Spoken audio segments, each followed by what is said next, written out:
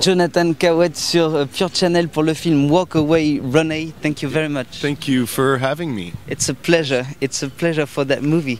That is really, really personal and a very touching movie about your mother, of course, Renée, and the illness she has, psychiatric disorder. I don't know if it's the right translation. Psychiatric disorder. Yeah. The first question is also the question you must have many times. Why do you need it to go back to a personal theme on that movie?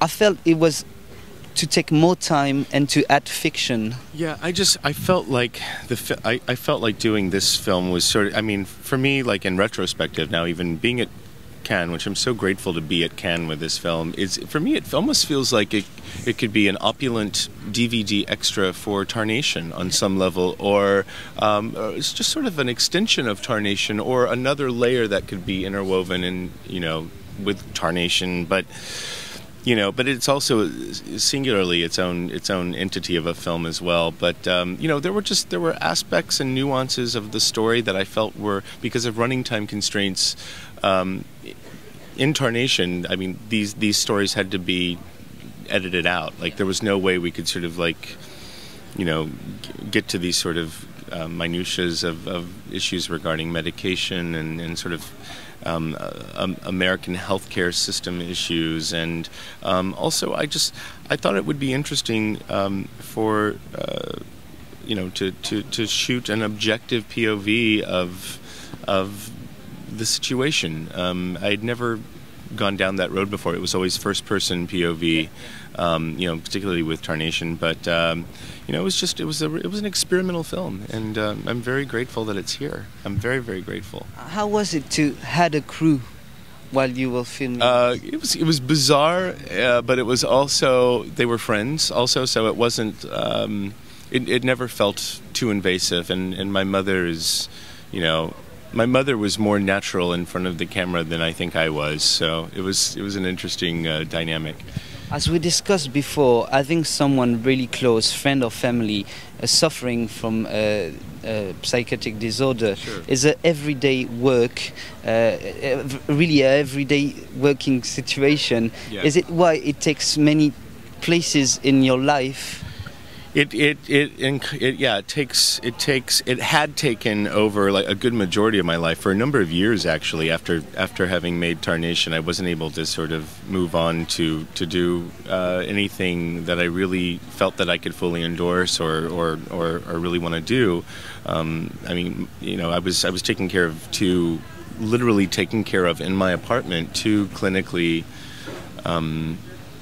very in trouble people who were my family members, my grandfather and my mother, for a number of years, and until I just couldn't do it anymore. There was just push came to shove, and I was always an advocate for not wanting to see either of them institutionalized. You know, my grandfather, I didn't want him to go to a convalescent center. I didn't want my mother to go to I was always trying to save my mother from going to the hospital or an assisted living place, and you know, just inevitably, some of those things happened.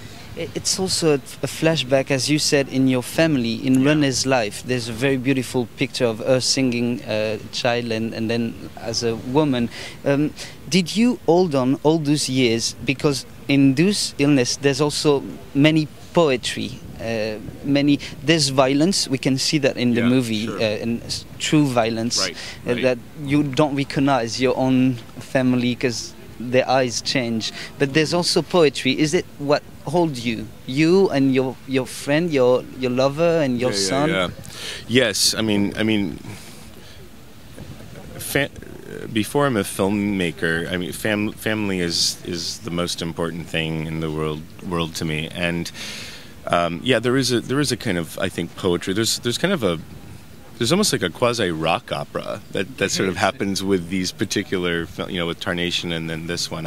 I always start with music and kind of like lay the music down and let the music sort of premeditate kind of what we're going to do. And I enjoyed working with editor Brian McAllister this time, as opposed to like editing this film on iMovie or doing something idiosyncratic like that the first time, the way I did it the first time. It was a great collaboration in a lot of ways. I was really excited about it. It's also a Walk Away Run is also a road trip. Yeah. Did you thought about this before, or was it just the occasion of the travel that made the movie? It was nothing about this film was ever completely premeditated. It was very impromptu. I would start with one idea and then kind of delve into a barrage of footage that I have acquired up to this point and began to sort of synthesize a movie together. And that's sort of the nature of how this work is. And I was telling a journalist earlier that with this particular film, more so than Tarnation, or really how Tarnation had started out, it's a kind of living, breathing movie, I think, on some level that could potentially, well, will inevitably metamorphosize, I think, even based on things that are happening right now involving my mom, that I may want to go to New York, when I go back to New York next week, may want to shoot to put into this film. And I think the film is going to metamorphosize, and it's going to be one film here, it's going to be one film maybe 2 festivals from now, and by the time it lands theatrically, it'll become something wholly different, I think. And that would never be the case with any other kind of film, I think, necessarily. That's like goes against the etiquette of all of this. But with this particular work, it's something very significant and unprecedented in a lot of ways. It's very strange. It's a strange movie to work on. Yeah, but there's also in the road movie there's a growing up of suspense with the medics. Yes. And I bet that was the own way it was working, and the travel was it. But then from France, we face the medical care in the United States, and it seems even more violent than what the illness could be. Oh, it's violent, all right. It's violent to the psyche of many people, whether it's a physical illness or a psychiatric problem. The American health system has a long way to go, and if it'll ever reach that. But I think it's unfortunately all based on money and a lot of bureaucracy, and people can become trapped in a very hellacious scenario and especially if they don't have an advocate to look out for them.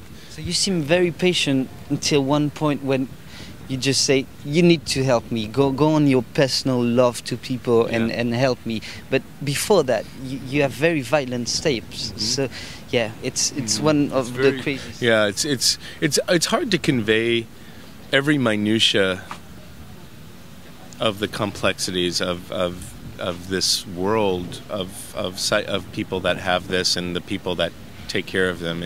You can't do it in one movie. Maybe there will be 3 more movies. I don't know, but at the moment the buck will stop here, and I'm ready to segue into making more narrative. Turn the page and make more narrative feature films, or make my first narrative feature film. This film also for me was really an experiment in segueing out of making documentaries and trying to transition into narrative. Yeah, there's narrative, there's science fiction and stuff like that that you start to put in. The question also is working with your mom. Did you need to direct her to say, take back, we're going to do that again? Is it all very natural with her? It's very, very natural with her.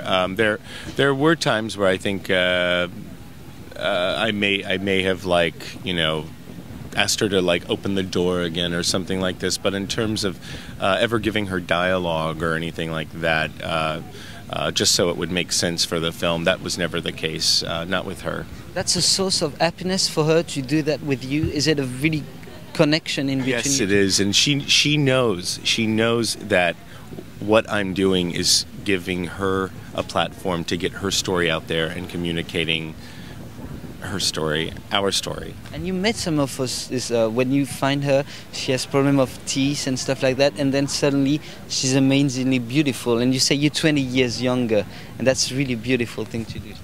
Thank you so much. I knew that once this would happen, it would be a beautiful transformation for her, and she hasn't had teeth in a long time. The last question is also on the influence for people that don't know you. Yeah. Did you feel close to the movie Femme sous influence? I don't know the American name of Caouette. A Woman Under the Influence? Yeah, it's one of my favorite films of all time. It's one of the few films I've ever seen that I can completely personalize with on every single level. And I was joking at the beginning. I said, oh, it's kind of like A Woman Under the Influence, but, you know, maybe with a little bit of something hallucinatory going on with it. Well, thank you very much, Jonathan. You should people see the movie in every single festival because it's going to change, and maybe it's by going to many. Change immensely, actually, it's going to change tomorrow. No. Yeah, it's going to change tomorrow. tomorrow. We're going to start cutting from our chalet. Okay. So and by many DVDs, because there will be 10,000s of DVDs different with of different versions. Away. I know. That's a good business. I know. Thing. There you go. I know. It was There'll a pleasure. Be like several versions in different. Yeah, that's theaters. a coffret, you know. It'll be like Thank you. Thank again. you, man. Thank you It's so much. Really, pleasure. Yeah, absolutely.